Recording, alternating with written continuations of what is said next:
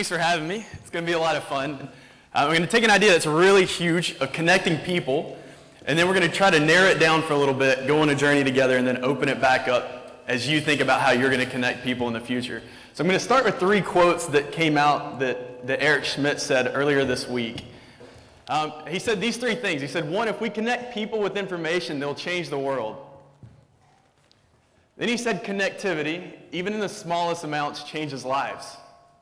The 3rd one's where we're headed. It says, with information comes power, and with power comes choice. So I was told to throw out a question. So here's the question. Does anybody know how many mobile phones there are in the world right now? And I just got an updated number this morning, actually. So, 1 billion? 8 billion. Can we Google it? 8 billion. You could Google it. First question was right. 8 billion.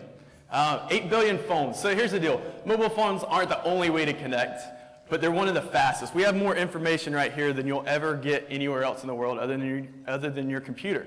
So that's a good place to start. But here's the deal. Every one of us are connected.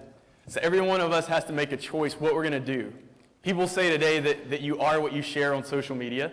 And it's the same way because we each have different interests. We each have different things that we love, different passions. And so whatever it is that we're passionate about, we begin studying. And so we have more information on that. And it's up to us what we do with that to connect other people. And so my journey started off, I lived in Griffin, Georgia. It's about 45 minutes south of here. And growing up in Griffin, I had friends on both ends of the spectrum. I had friends that had a lot. You know, they lived in the country club. Then I had friends that I was allowed to go play with during the day, but I couldn't spend the night with. I'd have to go back home. And so when I was hanging out with one of my friends that I could hang out with during the daytime, and their refrigerator went out that day. And when I was hanging out, I remember watching his parents get into an argument. And so this refrigerator going out ended up taking them from started off at, well, why did you spend this $25 here? Why did you spend this $25 here? Or why'd you do this? I ended up watching my parents get into a fight, and that refrigerator literally almost ripped my friend's parents apart, almost ripped the whole family apart. And so I went to my friend's house, another friend's house that night, and walked into his 3-car garage and saw a couple refrigerators in their garage, and one of them was just full of meat. And I got to thinking that night, I'm like, these are great people. These guys are amazing people. I guarantee you they would give that to the other person who needed it if they just knew. And so I'm in middle school. That wasn't the moment that I thought I was going to try to change the world. I was really shy. I didn't know what to do with that information. But it was something that hit me. And then as I grew up, I moved to Atlanta and the gap widened. We have West Paces Ferry, and then we could walk out these doors and we've got pure homelessness. And so as I grew up, I started doing creative directing for a website company, and social media came along. And we can communicate a message to millions of people at one time. And I said, you know what? That's information that I have to do something with. I have to make a choice of what I'm going to do with that. And so at the time, I had an idea. And this was the idea. I'm going to show it to you in a video, and we'll go on from there.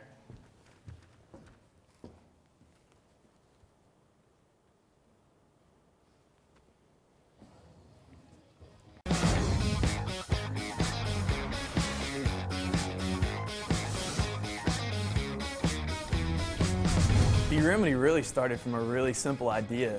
Everybody that I'd met my entire life had something innate that wanted to help other people. The problem was most people just didn't know where to start. So from there, we decided to create an organization that would be the easiest way for you to help other people.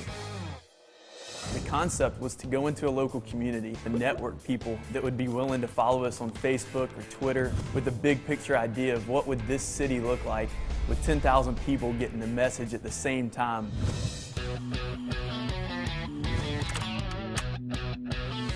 We say see the need and be the remedy. We get needs given to us by credible nonprofits. We verify with the nonprofit that it's a vetted need, and then from there we compose tweets, we do a blog post on our website, and we post to Facebook. And at that point, everybody who sees our message reposts it. It's just as simple as that. The post goes out, let's say we need shoes. People respond, we have shoes. So whenever beremedy tweets about something, I get a text message, and I know right away, like, I either have the resources to take care of this, and if I don't, I know somebody who does, so I pass it on. Then they connect the person who needs shoes with the person who has shoes, and that's it. And usually in a matter of under 5 minutes, every single need that we've ever posted has been met.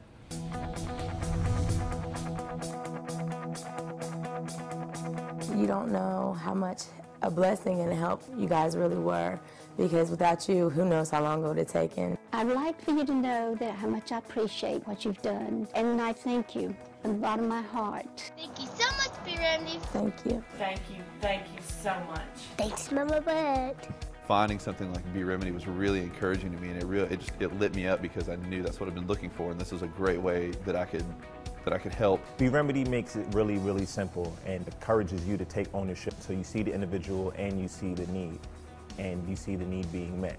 It's as simple as replying to a tweet saying, I've got what you're looking for. It's not just an organization, it's a lifestyle, and that's the power in it. There's the resources in every community to meet the needs of that community. You know, people won't even call it help anymore. They may just call it being the remedy. And so for us, this was our choice. We said we want to connect people in need with people that can help. And so what I want to do is I want to introduce you to two of the families that you saw in the video real quick, just so you understand what we really do. And as we did this, we had a choice to make, because when we launched beremedy, right after I launched it, we did stuff with the Atlanta flood, and then I hopped on a plane and went to Haiti. And we did a lot of amazing things in Haiti, and we got a lot of good publicity and everything else. And I sat back and I said, my vision is for you to be able to help your neighbor. I feel like if we pull the resources of local communities, we could really make an impact. And so what we did is the option was there to go into every natural disaster and help, but we said, no, we want to tell stories of your neighbor. And so there was a lot of risk that went with that. But this is one of the families. This is Miss Betty. She's a single caretaker of her 40-year-old Down syndrome son and her 2 great-grandkids. And her refrigerator went out. The exact thing that got me started with this in the first place. So we told her story, and we said, hey, this is what she needs. This is her situation. Could anybody help? In 5 minutes, we had a refrigerator. Somebody bought her a brand new one, gave the money. I went down, helped her pick it out, and as we had the new refrigerator sitting in her house, I sat in her house, and it's literally a 1-bedroom house that all of them stay in one room, and the kitchen's in one side, and the rest of the beds and everything else is in one side, the other side. And as I sat there, she told me the story of how that refrigerator literally changed their life. How they used to have, in the summertime, they'd go to get water out of the faucet and it'd be hot. And her Down syndrome son has to have water constantly, so their refrigerator would be full of water. And she said, now I can go over, hit a little button, and I get cold water constantly. And that one refrigerator literally changed this family's life. This is Amanda. Amanda had just come through a program. She'd been through an abusive marriage. She came out of it. She went through a full program. And one of the things that we do is every need that we take, it comes from a vetted organization. And the idea with that is we don't want to give somebody we don't want to give somebody a fish. We want to help them go from a place that they are to somewhere better. And so we work with organizations that have systems to do that. So Amanda just comes out of this full year-long system. She's got her bed. She's got a house to go back to. But the problem is she didn't have beds. She had nothing in her house. So we told Amanda's story. We had 6 beds in 3 days. We went and told her story once we got the beds and took this picture and shared it on social media. People kept helping. People ended up giving a couch. They gave her a TV. They gave her plates, kitchen stuff. We ended up furnishing her whole house because a couple people said, you know what? Yeah, I'll follow you on Twitter. I'll retweet a message. I'll reshare it on Facebook. Because of that, telling these individual stories, we've been featured so far in CNN, Star 94. You can't go local without Scout Mob, especially here in Atlanta. 11 Alive. And then CNN ran this story. They ended up calling us one of the 3 best Twitter usages worldwide. So here we are, me and a team of volunteers. CNN ran a story on Sunday, and they said, hey, this is what these guys are doing. On Tuesday, Twitter announced it's their 5-year anniversary, and this story comes out. We had no idea. And so I've got a team of volunteers, and we're at my house all day, and we're trying to figure this stuff out. And one of the girls goes, hey, you know what? We're getting tweets from New York right now. I think they just heard the story. And, oh, you know what? Arizona just heard the story. California just heard the story. So my little team of volunteers, we're just handling this as fast as we can, saying, you know what? I think the rest of the country wants this. And so somewhere around midnight that night, I told the team, I was like, hey, you guys go home. We were ordering pizza and everything else. I said, you guys go home. I said, let's figure the rest of it out tomorrow. We don't know what to do with this. And as they were walking out, Jamie turns around and she says, hey, Blake, you got to see this. So I look up, and we see this. It starts hitting over in Asia and other countries, and I still don't know what it says. If anybody can read this, please tell me. I think it's good because they got a thumbs up sign on there, so we'll take it as it's a good thing. We were on the homepage of Social Media Club for Austria. I think they need a new graphic designer. Somebody reach out to them. So we literally watched our story of a couple of volunteers connecting people in need with people that can help, and literally watched the whole world say, we want this. And so me and my team of volunteers says, hey, we've got to figure this out. So as we're kind of wrapping up, let's talk really quick about the future. We're going to talk about our future. We're going to talk about yours for a second.